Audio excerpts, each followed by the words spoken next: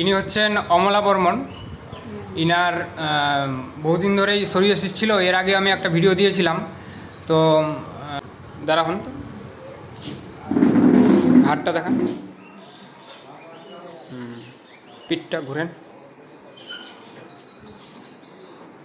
এখন দেখলেন,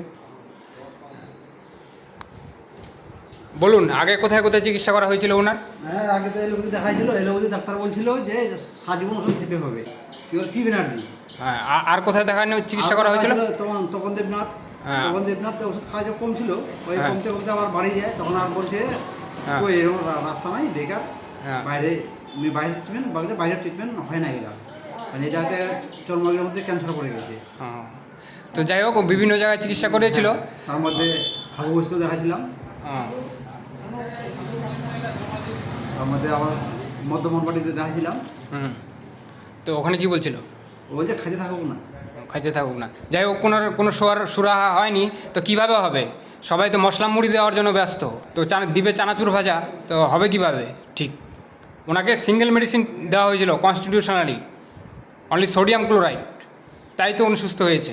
বলুন, আপনি আগে থেকে কেমন আছেন? ভালো আছি। একটু জোরে বলবেন। হ্যাঁ, ভালো আছি, ভালো। সোরিয়াসিস আর নেই? নাই। তো আপনি চিকিৎসা নিয়ে সন্তুষ্ট? হ্যাঁ।